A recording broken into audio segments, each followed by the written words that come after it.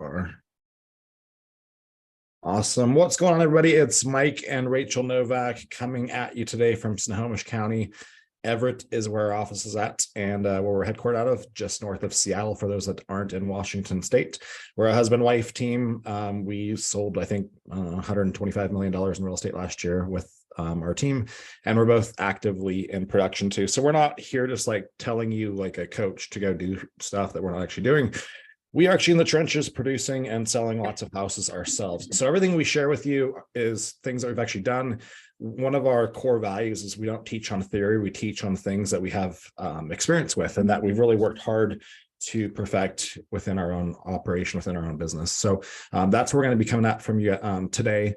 I do want to invite you, if you're interested in furthering conversations like the one we're having today, if you want to get more training, if you want more coaching, we do a weekly mastermind every Monday morning at 8 o'clock with the big guy, Eric Hatch, Robbie T, Rachel, myself, and as many as 200 or 300 other agents every Monday at 8 o'clock. It's part of our real community, but we make it free for people that want to come test drive that out. So if you're interested in coming to that, there is absolutely zero obligation. Just send Rachel or I a DM. We will get you added and you come check it out for 4 weeks and come and coach and train and work with everyone in our sandbox and get some coaching from Rachel, Eric, Robbie, and myself. Okay. Rachel, lead us off. Yeah. So really the concept for this webinar was that Mike and I often in the first couple of years when we really got into back into the business, I should say 2016, 17, 18, we were busting our asses. Like we were working so hard, and we still do. Let's be perfectly honest. We work so hard. We work so long. We work such long hours. We're doing everything we possibly can at every minute.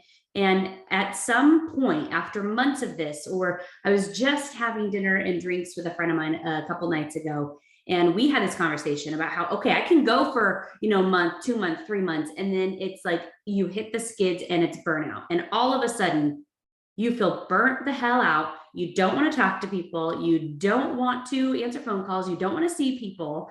And you get into this rhythm of like, okay, I can awesome, do great. And then you hit the skids. And so Mike and I experienced that, of course, ourselves. And we're not seeing our kids as often as we would have liked to. We didn't have super productive cadences of accountability, right? Somebody holding us accountable to things that we said are important in our lives.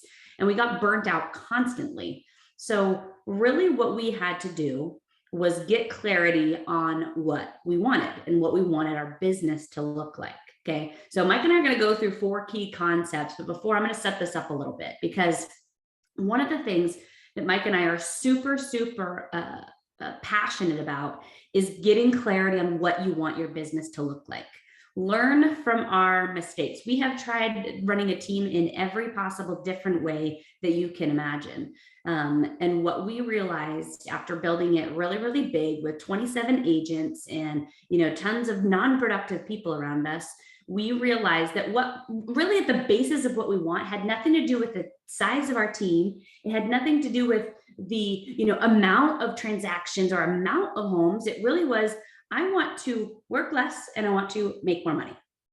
Like that's literally what this comes down to, right? I want to be as efficient as possible. I want to sell a lot of homes because that means more money, but I also want time with my family and I want time to work on my marriage and time to work on me.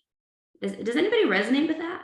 Yeah, I think most people are going to agree that they would like to have both of those things. That's like having your cake and eating it too, because usually people will associate more money with more work, right? Or if you're not working, that you're not making money. And so you can do both, but there's a really like specific way kind of that we built that within our lives. And like you said, Rachel, we were reactive to our business for years where it was just like, hey, life came second, business came first. And it took us really like getting a wake-up call. Eric Hatch was huge for us on this. Rachel and I had a lot of just, one-on-one husband-wife conversations about this, not even as business partners, like, hey, what the hell are we doing here? And we got to get a grip on this because it's a little bit out of control. Like we've gone so far to one side where we're all business 24/7. We don't even know anything going on with our kids. They're only going to be young once. We're missing out on a ton of life and we're not enjoying any part of it. We're just like basically grinding nonstop. And that's where this all kind of came from. I've shared this story before, but a big wake up call for me was in 2018. I was at one of our client events and somebody asked me, one of our clients, they said, where does your son go to school at? And I didn't know the answer to that question. I mean, just imagine how crappy of a dad you have to be to not know where your own kids go to school. And that was the wake up call that I needed to get things sorted out and get the priorities straight. And that's what we want to share with you today, is how to do that. But Rachel, I know we're going to unpack the 4 key concepts, and you kind of talked about this a little bit already, but how do you know you're burned out? I mean, you and I have gotten pretty good at being able to say, okay, I'm there. It's time to go. Yeah. Chill out. I know for me, it's like, I love calling leads. I love talking to people and having real estate conversations. I love calling past clients. And for me, the surefire sign is when I'm no longer excited to talk to people. That's when I know burnout has set in for real. Like I felt that way in Q1 this year with a really busy quarter. And I just needed to go unplug for a couple of days or a week actually, and just kind of get my brain back into the right place. So how do people know if they're burned out or not? Like what are the characteristics of that? Well, and I think it's really important to identify a couple of things, because you can be burnt out and not productive. And so if you're feeling burnt out and yet you're not selling houses and you're not being as productive as you want to be, then you need to look at where you're spending your time, because you're probably spinning your wheels and spending time doing things that are not adding to your bottom line. So when in the context of this conversation that we're going to have today, we are going to have this conversation like you are burnt out and you are being productive. You are in production. You are selling houses. Okay. Because a lot of the framework that we've built is based off the fact that when we are focused on work, we are all in. We are selling houses. We are converting clients. We are getting clients in the home. Okay. So if you're feeling burnt out and frustrated and tired and not selling houses quite yet, that's going to be a different conversation and a little bit different webinar. So I want to lay that groundwork. But when I'm burnt out, when I don't want to see people, when I don't want to look at social media, when I want to go home and put on my comfy pants and lay on my couch and have nothing around me, be quiet, right? I am a people person through and through. I love people. It fires me up inside to be around people. And so like Mike with the phone, with me, if I don't want to see people and I don't really want to go into the office, I know I'm reaching burnout. So that may resonate with some of you for sure. Now, I want to go ahead, Rich.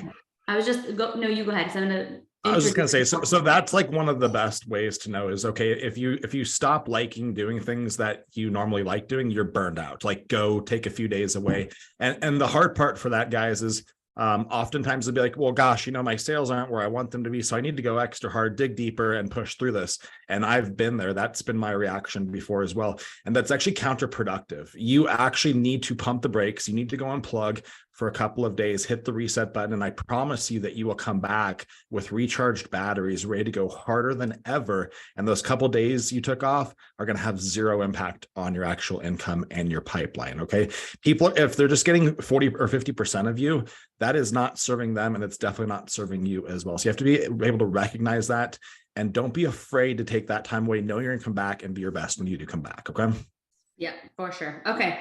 So there's 4 key concepts, guys, and we're going to break each of these down, but I want to give you kind of the framework of these 4 key concepts before we start breaking them down. So you can, if you're taking notes, that you can kind of organize it. Okay. So key concept number 1, you're going to develop a perfect week. Okay. Key concept number 2, book out your breaks a year out. Book them out in advance. Way in advance.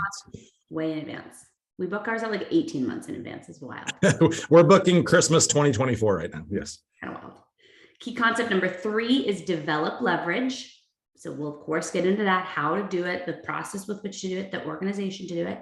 And number 4 is gratitude needs to be your attitude.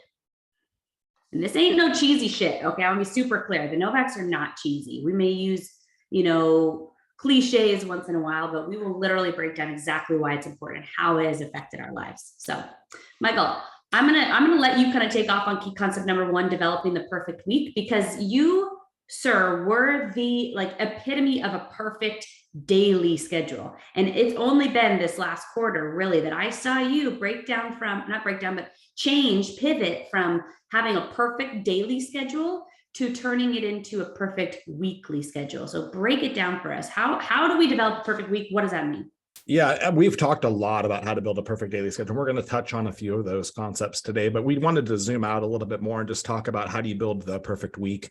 And there's a lot that goes into this. I used to just kind of view every day as the same. Like, okay, every day I need to do my prospecting. I need to go, touch all of my people, my active buyers or listings that are coming up, things like that I've already gotten signed.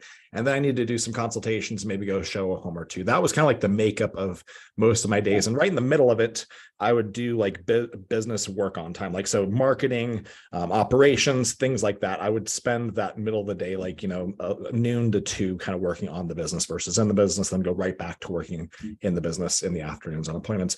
And what I found is that was okay for a season, but it ultimately led me to a point where I started to actually kind of feel burnout because like, man, this is like, 6 days a week of really doing the same shit every day and starting to really wear me down. And so instead, what I started doing is I started just blocking out specific days to do specific things. And these are going to look totally different for everyone. Like, I've got specific things I work on. We've got other businesses beyond just real estate. And so some of my time is spent working on other things other than just real estate. But for agents, this could look like giving yourself a break in the middle of the week. And maybe on Thursdays, you do a complete out of office day and you're not going to come in, you're not going to go hit the phones. You're going to just go do a day where you can go chill and be to yourself and think about life and spend time with your family and having that kind of like break in the middle of the week. But for me, Monday, Tuesday, Wednesday are my production focused days. I've done webinars. I did one on how to compress your lead conversion to 1 hour a day. That's what I personally do. I don't have time to hit the phones for 3 hours a day anymore. If I did, I still would, just to create that kind of pipeline. But we've got the benefit now of having a ton of past clients, a lot of referral business, and just a really robust lead generation system that we have within our business. So for me, in 1 hour a day, if I just compress it to Monday, Tuesday, Wednesday, that's my lead generation time. And then I don't need to do it again for the rest of the week. But if you're a newer agent, or if you're trying to still get your sales up, then I do recommend that you do 5 days of your lead conversion time on each of those 5 days, and then really focus on consultations 2 or 3 times a week. What I've noticed, guys, is that if you have every single afternoon available for buyer consultations and listing appointments, you start to get worn down a little bit. Instead of doing like 2 in a day, you've got like 1 on Monday, 1 on Tuesday. And gosh, that Tuesday one is at 7 p.m. and you're not going to get home till 9 o'clock at night. And it's going to throw off your entire Wednesday. So for me, I recommend to most people, figure out what are the 2 or 3 days a week that you're going to do client facing meetings for your new clients. So for buyers, for sellers, what are the days you're going to make yourself available? And then if you need to hold yourself accountable, which I had to do to myself, because I would try to make exceptions for everyone. Like, well, this guy only can meet on Wednesday. Like, okay, shit, I got to accommodate that. I instead used Calendly, which is a great piece of technology. A lot of people have heard of Calendly. And I just built out the blocks in Calendly when I'd make myself available. So it'd be like Monday and Tuesday, Wednesday. I've got a 4 o'clock and a 5:30 consultation available time. And then every other Saturday, I've got an 11 o'clock and a 1 p.m. That's it. And people will go to those spaces. And that gives your brain the break of knowing I'm not going to have to show up on level 10 and do all of these sales consultations on any day that the person wants to meet. And a lot of people are scared, like, oh gosh, if I do this, I'm going to lose clients. And that's not the way it actually works out. People go where you push them to go. You don't have to say, hey, Rachel, I actually don't meet with buyers on Thursdays. You just say, hey, Rachel, I'm looking forward to meeting you. My next availability is Saturday at 11 in the morning, or I've got Monday at 5 o'clock. Which one of those would be better for you? You're just kind of like pushing them to your availability and the optimal time for you to meet with them. So I recommend identifying 2-3 nights a week where you're going to meet with people. We do know this is real estate. We've got to be super realistic here. People want to meet when they're not working. That's one of the realities of this lifestyle. You're going to make a lot of money, but you're going to have to deal with working some weird hours sometimes. So be willing to do that a couple days a week. And then when you start in real estate, you should be working every Saturday, but you should have a progression where you start working out of that. Maybe you work every other Saturday, maybe you work 1 Saturday a month, whatever it's going to be. You have to have some weekend availability. For me, it's every other Saturday I'm available for clients. Beyond that, I'm not. My partner will go show them houses. I'm available on the phone if I need to be, but I'm not going to go do those face-to-face meetings. And ultimately, for me, if you're like me at all, like those face-to-face meetings are the part that can exhaust you because you feel like you have to show up massively for these people. And those consultations are what leads to that burnout feel if you do them every single day of the week. What do you want to add to that, Rach? Yeah, I want to interject on a little bit of this because this is so incredibly key. Being able to articulate that I am going to show up for my best, like the best for these people if I'm not doing it every single day. And that sounds so counterintuitive for what the rest of the industry says, right? Like, go out and get it, meet the client anytime, you have to be available, this is a lifestyle. That's all true. And the first 1-2 years in the business, when we were busting our asses, that's what we did. So I don't want to make any misconceptions that you may need to like work a lot the first year or two.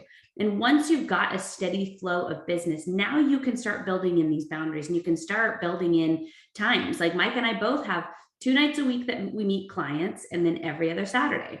And it's truly as simple as, hey, I'm actually booked all of Monday, but Tuesday at this time I can meet you.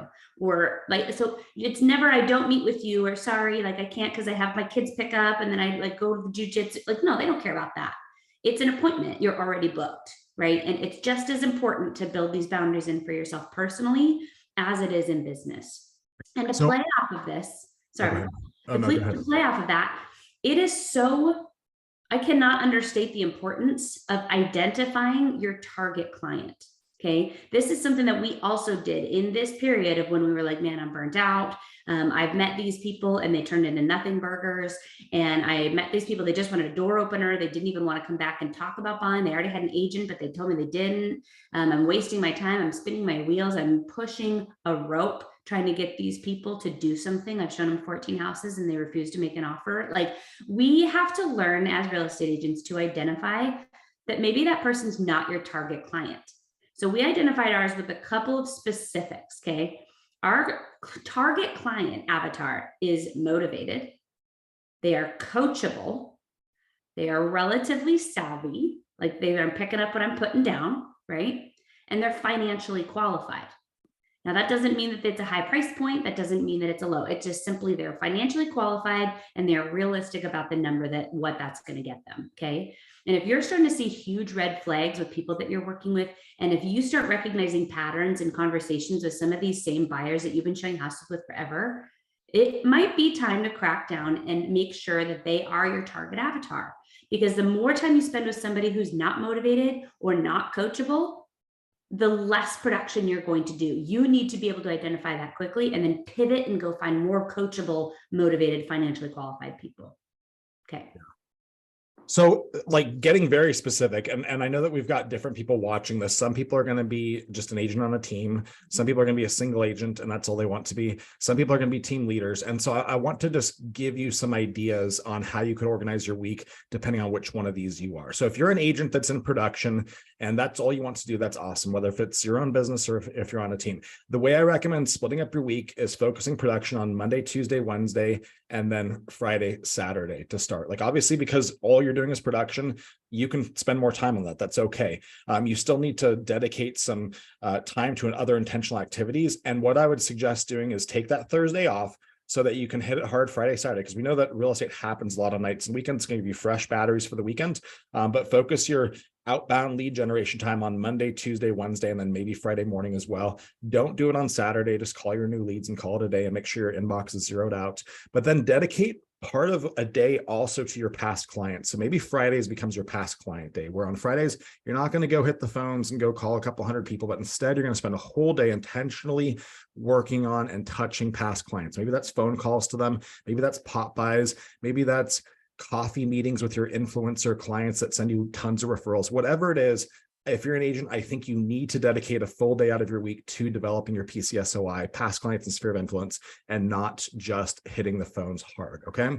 If you're a team leader and you've got a small team, a big team, whatever it is, the answer is not to get out of production, guys. I have been there. I was out of production in 2019. I know other people that have gotten out of production and almost all of them end up getting back in, because the reality is production is the most profitable place for you to be. Most team leaders are great real estate agents. They're awesome converters and they can sell a lot of houses. So getting out of production is, go ahead. But Mike, that's like the crown jewel of real estate, is be a team leader and have my team run and make me a bunch of money sitting on the beach. Lies. You're being told lies. It's the way to have a lot of headaches. Building a mega team is for a very small amount of people. And there's nothing against it. Like, there's some great team leaders that we know personally that we're very good friends with that have teams that have 50 agents on them, and they are incredible humans and they are out of production. For most people, that is not the solution though. Instead, a better option, stay in production, but focus specific days that you're actually going to handle production. So for me, I told you mine is Monday, Tuesday, Wednesday, and every other Saturday. For you, maybe Monday, Tuesday, Wednesday, you focus on production. Fridays, you focus on marketing, and Thursdays, you do some operation stuff. Whatever you want it to be, make sure you're allocating specific days to operations and to marketing, because usually team leaders, they're oftentimes the brain and the strategy behind the marketing, even if there's a marketing person within the organization. That's just a couple of ways that you could possibly slice this up and organize yourself. So we also have kind of a progression for you. Like if you're in that new agent bucket, there's kind of a progression that makes sense to follow. The first step, you should always be available. That's just what it is. Like suck it up, deal with it. We've all paid our dues. The first year, your life is real estate. We're not going to bullshit you on that one. This is about how to start building in these boundaries once you're surviving, once you've got food on the table, once you've got some savings in the bank. But step one, you're brand new. You're going to always be available. Just deal with it and you'll appreciate some time off later on. Step two, you're a productive agent. You block out every other weekend, and you also block out when you're not going to do client facing interactions. So that would look like taking every other weekend off, and then maybe not doing client consultations on Thursdays and Fridays, right? Step three is you limit your consultations to 2 or 3 days a week, and you don't meet with clients at all on the weekends, or you do it once a month. So step one, step two, step three, those are just our suggestions.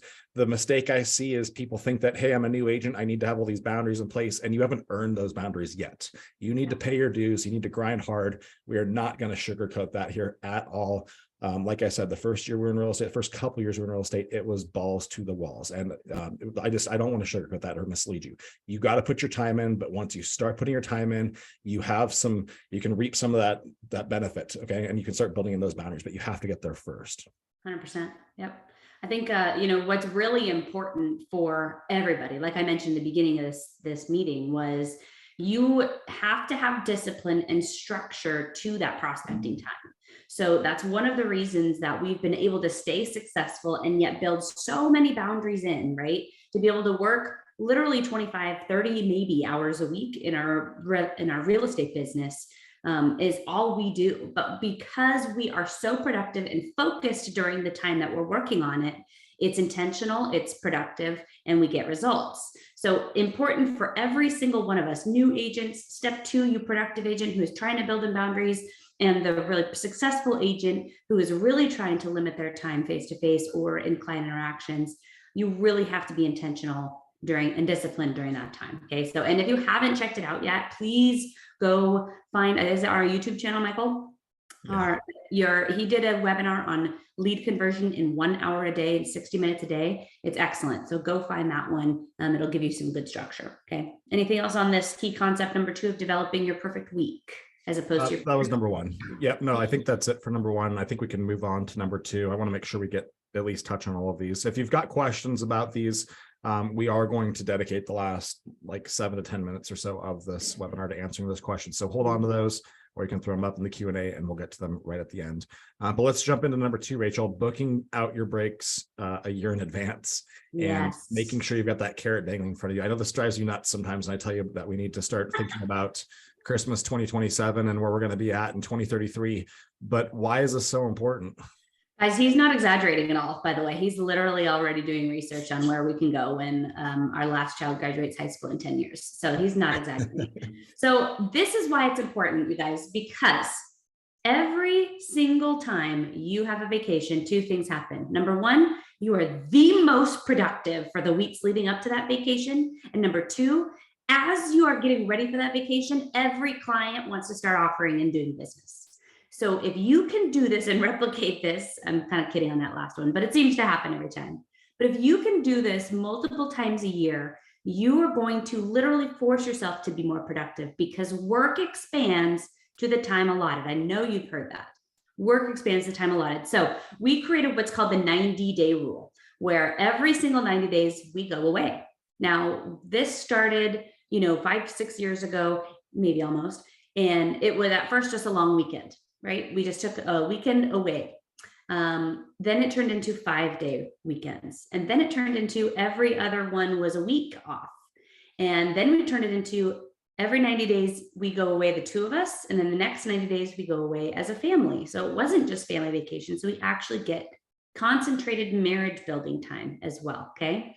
So that's step one, like having that carrot. Start with a long weekend every 90 days. One or two of those being a weekday, being out of the office. Step number two, of course, taking the 5 days off every 90 days, doing a long 5-day weekend. Step three, taking a full week off every 90 days. And these should be, it should be a year or two in between. So you're building up, making sure that you're maintaining production, maintaining your discipline, maintaining your perfect weeks, and then having that carrot dangling out there. Step four is where Mike and I are at now. We're so blessed and fortunate to be here, but it's not without the discipline that we talk about. Like we talk, or we walk the talk, guys. Like we do what we say we're going to do. Okay. Where we are now, every 90 days, we take 2 to 3 weeks off. And when I say off, I'm saying we're not meeting new clients. We're not calling new clients. We're not in the office. Yeah, we're not in the office. We are not doing all of our nurture calls, right? We have built-in leverage, which we'll get to here soon, built-in leverage in each of our businesses where they are handling the majority of those conversations. And we are still lightly available for big cliff conversations or big issues, right? If the shit's hitting the fan in one of our deals and we have to be brought into it, we make ourselves lightly available. So one of those breaks, that 2 to 3 weeks isn't all at once. One of those breaks is going to be a 5-day weekend halfway through. So 6 weeks in, 45 days in, we'll take, a 5-day break. And then we'll have a few 3-day weekends sprinkled in, and then we'll do a longer 2-week one. Okay. So what are a couple of the keys to this, Michael? Because to be able to have that kind of freedom, so to speak, and be able to maintain production by going away every 4 to 6 weeks, really, what do we have to have? This is just an expanded version of the perfect week, right? Like the perfect week is all about bringing focus and discipline to each of the things you're doing. So if you're calling, you're just calling. You're not on Facebook. You're not surfing YouTube. You're just 100% all in on calling. You're not trying to multitask. That's all you're doing. Same thing with consultations. And it's the same thing here. If I'm at work, I'm 100% at work. And so in between these gaps, these nice vacations and these getaways, you got to go hard. And this allows you to go really hard. If you're a high performer, you will throttle down and you will push your body to the absolute breaking point in your mind as well. And if you know that you've got that break coming, you're going to go that much harder when you're here. And what I've noticed is that my sales have not been impacted one bit. They just they fit into a smaller period of time. And like Rachel said, we're going to talk about leverage here in a little bit, but we still sell houses when we're gone, guys. It doesn't stop. It keeps going. We were in Greece for 2 weeks with our kids for spring break, and Rachel sold a couple of houses and I sold a few as well. And we worked a couple hours over there. I negotiated a deal. Rachel, handled an inspection or something, but it's not that big of a deal. I'll take a phone call in Greece if I can go away for 2 weeks versus being in the office every day for those 2 weeks. So you got to just commit to this. This is one you're going to have to trust us on. And even if you're a newer agent, I would still do 3-day weekends every 90 days, because what's going to happen is you're going to just have the leftovers showing up, right? You're going to be totally fried and you're going to be showing up like total crap for your clients and for your family as well, because you're completely burned out at that point. So this will make you more money by doing it, but it's completely counterintuitive. Okay. Yes. So just trust us on this and start with the progression. Don't go straight to taking off 2 weeks every quarter. Don't go say, hey, Mike and Rachel Novak are awesome. They told me to go to Europe for 4 weeks every 3 months. And so I'm going to do that. And I'm still going to sell a lot of houses. You have to build that progression. And that progression comes from the maturity of your business. And it comes from surrounding yourself with the right type of leverage, which we're going to talk about here in just a few minutes. If you just go do that right away, you're going to have huge financial problems. And you're going to have big hiccups into your pipeline. But if you start building it just one step at a time, like we're telling you to do, this will be a game changer for you. You're going to actually start enjoying life again. I don't know about you, but for me, I get completely burned to the point where I just feel like I'm not enjoying the day to day at all. And that's when these breaks really are awesome to hit the reset. I love the daily grind. I love a highly structured, disciplined daily routine. But ultimately, like anyone else, I got to give my brain, my body a break and go just relax for at least 3 or 4 days every so often. So try it out. Let us know how it goes, but please follow the steps. Don't just jump right to taking off 2 or 3 weeks every quarter. Okay. Yeah. Well, and to this point, the reason that we book them out so far in advance, right? Literally a year out, sometimes more, 15, 18 months out in advance, is a couple of reasons. Number one, the cost. It's way cheaper. Yeah. If you're looking at airfare and you're looking at hotel reservations and you're looking at these things a year out, man, they're much cheaper than trying to buy it last minute because you're burnt out and ready to go.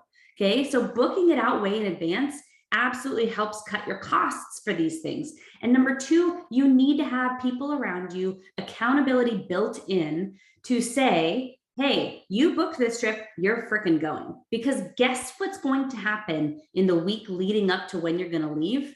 Business starts picking up. More clients want to meet. More things start happening. More problems with escrows start happening. So you have to have that accountability in place to say, okay, hell or high water, I'm going. If that costs me one deal, and that's happened, sure, that's happened. Maybe one deal, maybe one client, maybe one thing.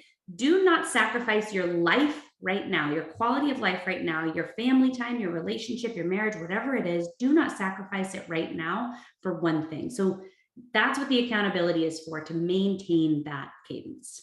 So a couple of things that we do, obviously we book them way out in advance. We put them on our calendar. We're both on those calendar invites, so we know far in advance when we're going to be gone. We copy them onto our team's vacation calendar, so our team knows exactly when we're going to be in office and when we're not as well. So there's no surprises there.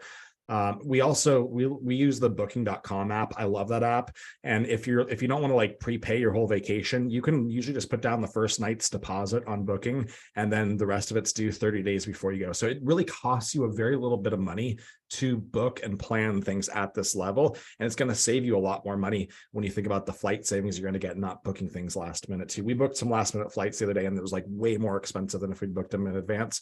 And if you've got intentional travel, like these trips that you're planning, you have the benefit of being able to book them far in advance. You don't have to wait till the last minute. Just take some intentionality and a little bit of planning. So try doing that on your Sundays. Book your stuff out, put it in your calendar, get a little bit excited, go on to booking.com, check out where you want to go. If you ever need recommendations, hit us up. We love traveling. But just know it's not going to cost you money. It's going to save you money. Okay. Yeah. And we don't get paid by booking.com, by the way. We've just used it forever because they will also let you do payment plans. So you put down 50% and then you can pay the other 50% over the coming months. So it's been a tool that we've used forever. Okay. All right. Moving on to key concept number 3. We keep bringing up this concept of leverage. And this, you guys, this is one of the biggest key concepts, because how we do what we do is only possible because of who we have brought into our world and continue to nurture and love and care for. Okay. So the key concept number 3 is you need to start developing leverage if you have not already. All right. Now, there's a progression to this. Michael, do you want to talk about leverage? Because I think you've done a good job on that. Yeah, I mean, the progression, I like to use the transaction coordinator position as a good example of how to progress this in your business. So let's say that you're a single agent and you want to start building some leverage. You don't want to do the transaction coordination part of your files. Well, it doesn't make a lot of sense to go out and pay a full transaction coordinator salary. It's going to cost you, $50,000 a year at least to get a good person doing that. That doesn't make financial or economic sense. So the first step to me in developing leverage is obviously you got to be very clear on what you need, but then go contract it out to somebody. There's so many great places you can contract things out to for transaction coordination. There's transaction trackers. There's a whole bunch of companies that do this stuff now. It's like $300 or $400 a file. And that's kind of the first step in that progression example is hire it out to somebody for marketing. You could go on Upwork and do something like that. And then once you're spending so much money on Upwork that it would actually equate giving somebody a salary, then look at actually bringing somebody in-house. But first step is hire it out to a third party, but be very clear on what it is that you have a need for before you even start doing that. Step 2 on the progression would be to incorporate multiple areas of responsibility into one position. So an example of that, if I'm just a single agent, I probably wouldn't go hire a transaction coordinator first. I'd go hire an admin. And part of that admin's responsibilities would be transaction coordination, but this person's also going to do marketing for me. They're going to do stuff for me in the database. They're going to do all sorts of different things to bring me leverage. And transaction coordination is just one small part of that. So that would be step 2, is actually have a position in-house, but have that position wearing multiple hats and not just specialized to that one part of it, like transaction coordination. The final step is kind of where we're at. And in the transaction coordinator example, and that'd be have a full-time dedicated badass like Robin on our team who does transaction coordination or what I call contract to close coordination with her, where she really facilitates from when the contracts go under and they become mutual contract to actually closing. And she manages the file the entire way, including client outreach, other agent outreach, babysitting the lender, all of those key things as well. So that's kind of like the 1, 2, 3 progression that I would recommend. But it all starts with getting very clear on what it is that you have a need for. There's a lot of argument out there on like, okay, how do you start developing leverage? What's the most important person to hire first? And most often it's going to be an admin type position for you agents to start building that leverage and having that person wear multiple hats. That person, like I said, they're going to do some marketing. They're going to do some database stuff, a lot of your past client operations, like sending out handwritten cards for you, those type of things, running around, putting signs up, all those things that cost you time, where you're distracted with doing an admin type task and you could be doing a sales type task. Mm-hmm. If you're a great salesperson, it will drive your brain absolutely crazy doing admin tasks. Like for me, I see a checklist and I just want to throw up. Like I don't speak that language. I speak the language of sales and talking to leads and converting those people into opportunities and deals.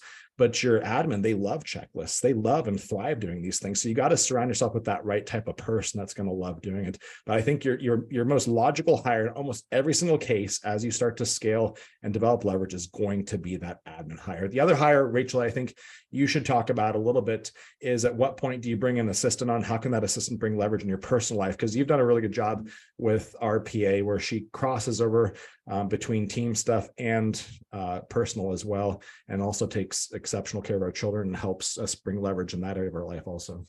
Yeah, I mean, I think it really is important to know that, we've gotten to the point where we've built in our business 3 different big points of leverage. Okay. Like the TC is of course one. And I mean, she's our contract coordination queen. Like it's TC does not even cover what she does for our business and for our lives, but we've got that portion. The next one is a partner. And the partner is that admin person, so to speak, that it's that person doing all the past client touches and organizing the paperwork and keeping the files and coordinating the vendors and doing the signage. And they're even doing, like, once you get them trained, a partner is now getting into nurturing your current clients, right? And they're calling your current clients every single week. They're still not responsible for the client conversion. That is still you, right? You are the doctor, but now you have a nurse and you have an administrator, you have a TC and you have a partner. For those of us who are parents, another big and important piece of leverage that comes is that either personal assistant or executive assistant position. Ours started as a couple of nannies. So I built that in almost right away into our business. That was actually the first hire I made in 2017 when I had built up the business enough that I could afford one. And it moved into having 2 full-time nannies. And all they did was care for our kids in our home. That has, of course, since evolved as our kids have gotten a little bit older. But now this person does everything that you can think of on the personal side so that when I come home, I don't have to worry about the checklists at home. There's light housekeeping, there's pet care, there's kid, lunch shopping, and there's kid lunch making, and there's kid drop-offs, and there's kid pickups. And so being able to start identifying in what areas can I use leverage, and can I pay somebody hourly enough money that they will be happy, and then can I go and make more money than that hour, right? Are they giving me my time back to where I'm utilizing that time to make additional money to cover that? That's kind of the key with leverage. So starting it with that transaction coordinator, building up to a specialty position, building into a partner on the leverage side for your client care and client facing side of the business. And then that personal side with kids and with your home and with personal appointments and that kind of thing. That's the other kind of big one to build in. That's probably its own whole webinar if I'm going to really get deep on that. Yeah, no, we could do a whole one on having a great personal assistant. If you want a copy of our personal assistant SOPs, send Rachel our IDM and we'll send them to you. But that's a big mistake I see with PAs, guys, is that a lot of people just think a PA is there to read your mind and they're going to know what your expectations and standards are for different things in your personal life. And that is not reality. You got to treat your personal life like it's a business when it comes to employing other people. And so for us, we just started listing out like every single thing that we want this person to do. And what are the step-by-step processes that we want followed when these things are done? I get a lot of crap about it, but I even built a flow chart on how we do laundry at one point. Like, hey, I don't want laundry done wrong. I don't want my shirts to keep shrinking. So here's exactly how I want laundry done in the future. And so your PA can do a lot of things. I mean, our PA does some food prep. They make the kids dinners 3 times a week. They're, like Rachel said, run them around all over the place to jujitsu, to school, all these other things. So there's a lot of ways you can use a PA to buy back your time where you're not doing these runaround type tasks, if that's something you're interested in doing. But I think it's an essential hire to make, and pretty early on, like as soon as you can afford it, this will allow you to sell a lot more.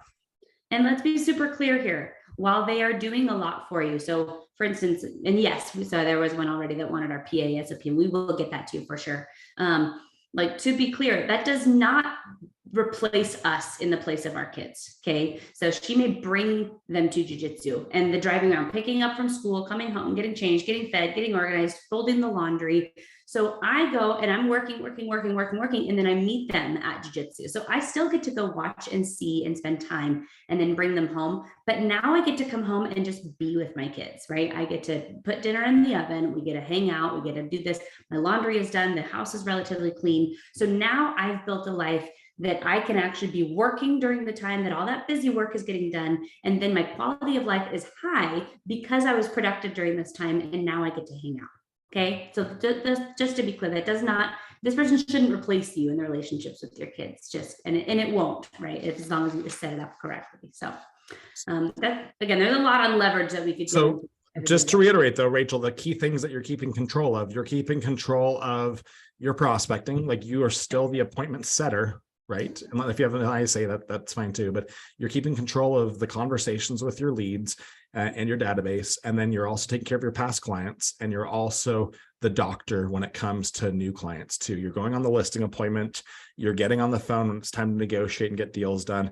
You're showing up when you need to control the right parts of the transaction for the client to make them feel like they've not been passed off to somebody else. And that's really, really important. If you just disappear and you don't show up at those key points where they're expecting someone with your level of experience and expertise to be there, that's going to be a big miss. And that person's not going to feel taken care of. So there's a right way and a wrong way to put leverage around you where you're not handing off things that you shouldn't be handing off. So I'm be very clear about that. Keep control of setting your own appointments if you don't have an ISA, and then keep control of your past clients and keep control of your consultations and negotiating your deals. Do not hand those things off unless you're ready to get out of production.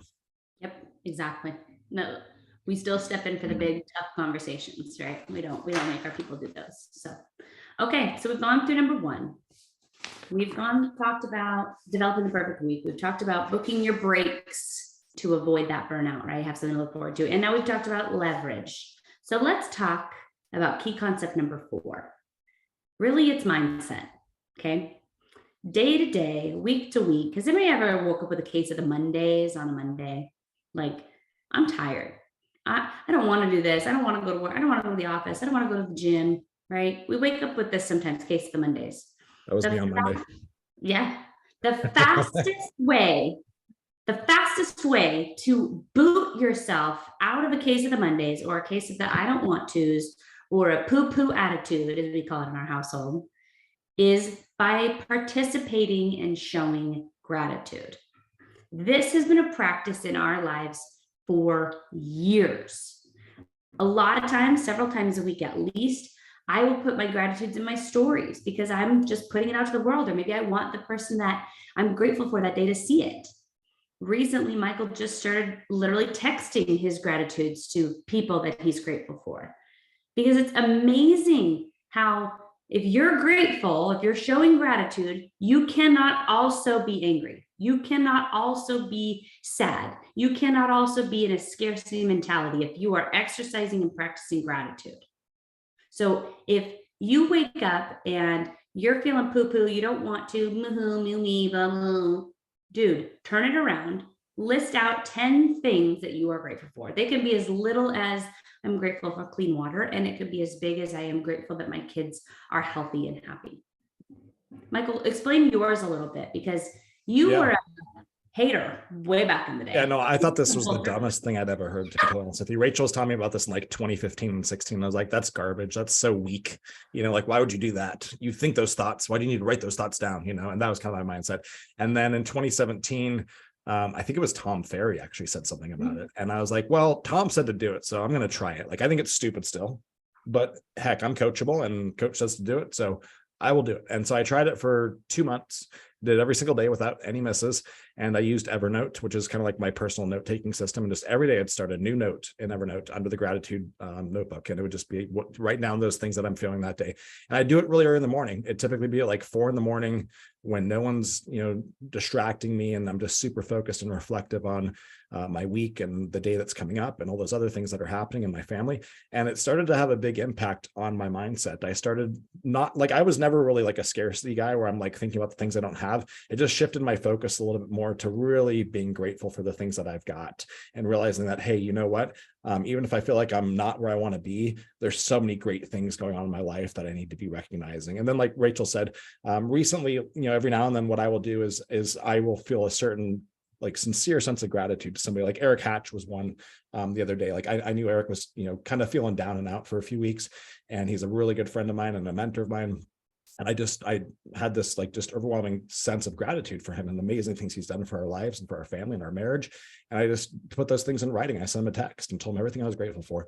And it had such a big impact on his day, but it also made me feel great, And so a lot of times you assume people know how you feel about them, and they don't unless you tell them. Yeah. And it's really, really easy for all of us to tell ourselves this story, right? Or for text messages to come across different, or to read into things on social media platforms. So no joke, as cheesy as it sounds, showing and exercising gratitude is the best and biggest way to maintain a mindset of abundance. When Mike and I first came back onto the real estate scene and we started going, hey, like, let's do these agent events and let's do brokers and brews and let's do, launch, let's do these cool things where we get to actually like mingle with our co-agents in this market, like not even at our same brokerage, right?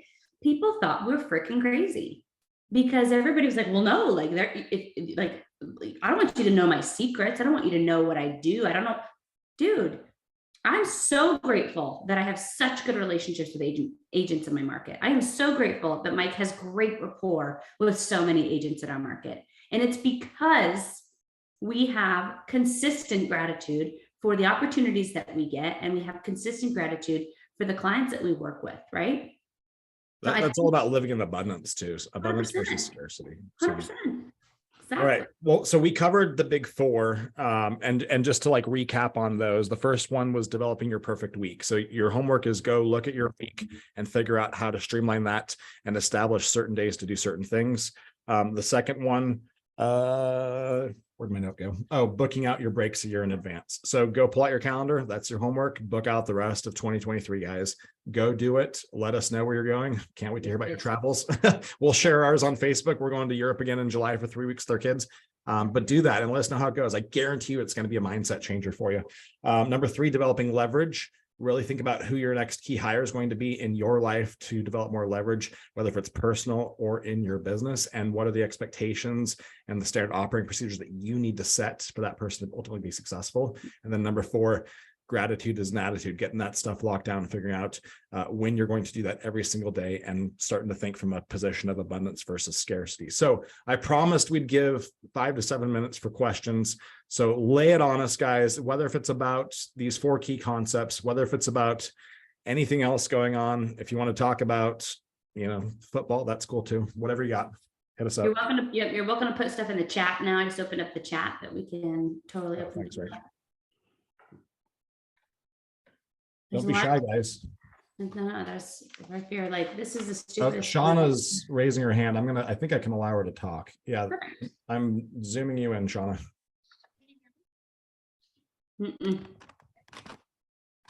No, not working. You sound like really far away.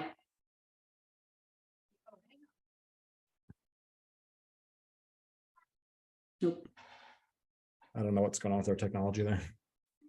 While she's trying to figure that out, let me just look at the questions. Celine, yes, you're welcome, and can't wait to see you on Monday for the Washington launch event. That's gonna be so much fun seeing everybody and learning together. Chris, I didn't watch the Colts draft, so I got nothing on that one for you, but fill me in. Joel, what's up, Joel, man? How has your guys' fitness journey impacted scheduling and burnout? Ooh, I love that question. Great question. I think you should tackle that one, Rach.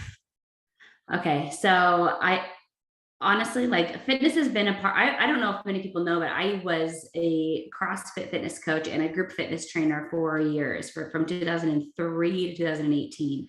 So fitness has been a part of my life for over a decade. During COVID, I really let myself go, right? I made all these excuses and I saw a really big decline in my energy. I saw a huge decline in my thought process, and a huge increase in the frequency of burnout.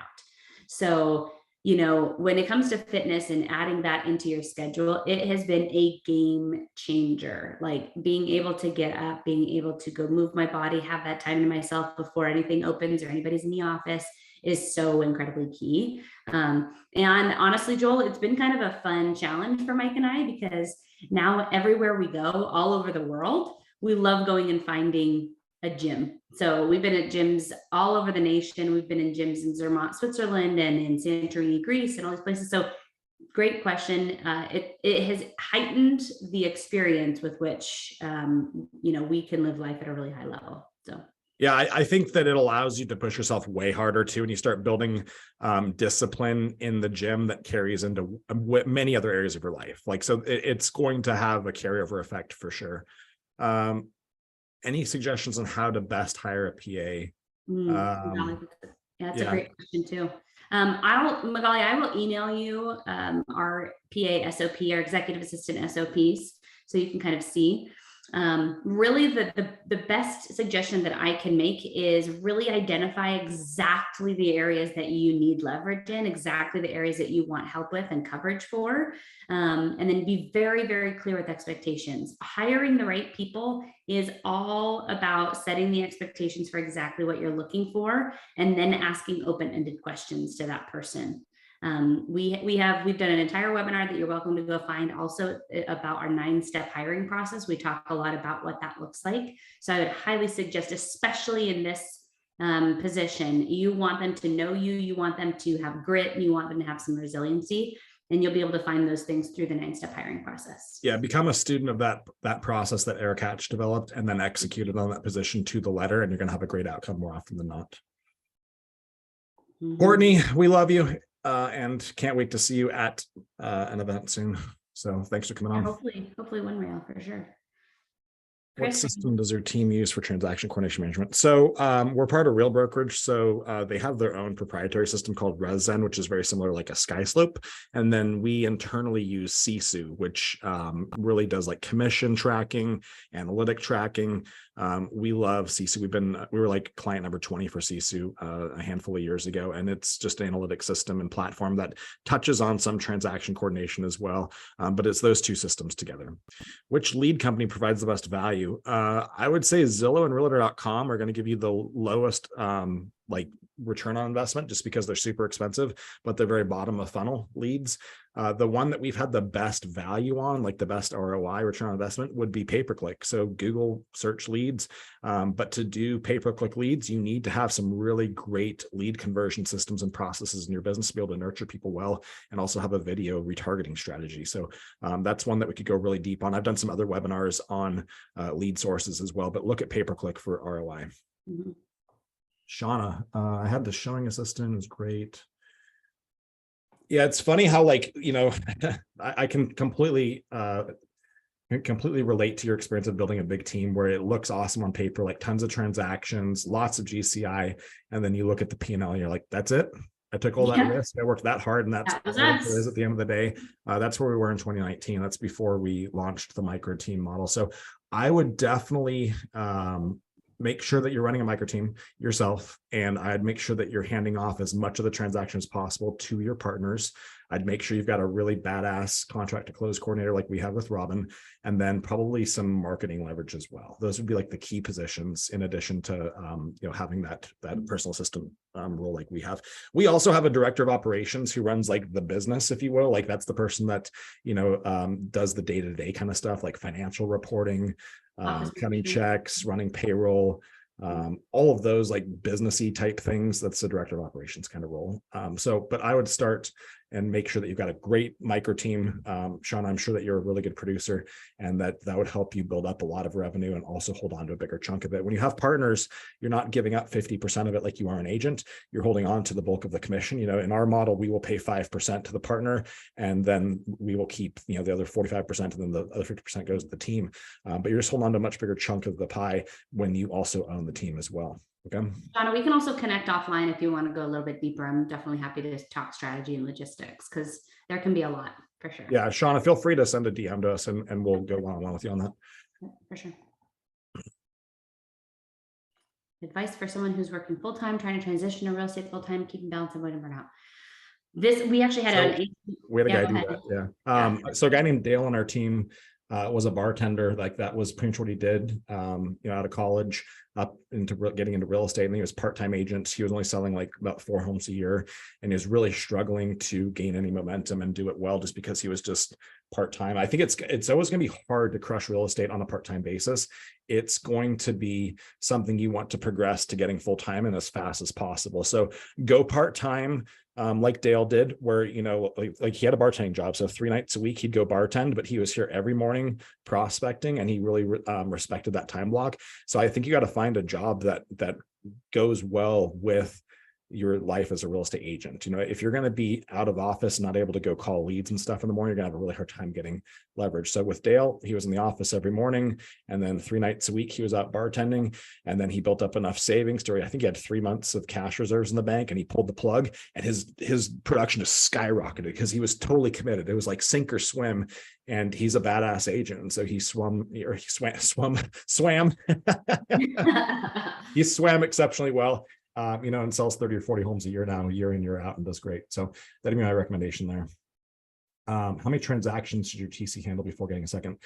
I think, most can handle 300. Above 300, they're going to need to have a second transaction coordinator in there, but a lot of it depends on what your expectations are for that transaction coordinator. So ours actually has a full-time VA as well. And so I would probably hire a VA as leverage for your transaction coordinator when that person starts to feel pretty maxed out, and keep your TC doing the client-facing activities and the agent-facing activities, but hand off the compliance and the kind of the document part of it to a VA. And then eventually, if that's going well and you keep scaling, maybe at that point you evaluate a second transaction coordination salary. Yeah, that's like 40 or 50 a month. So depending on the person, they should be able to handle 40 or 50 a month. A good one. Yeah. Let's see here. Chris. Oh, Pat Fenton is awesome. We met him at EXP, and he's an amazing person. And I think he was a strength coach at one point too. So he's got a really great fitness background as well.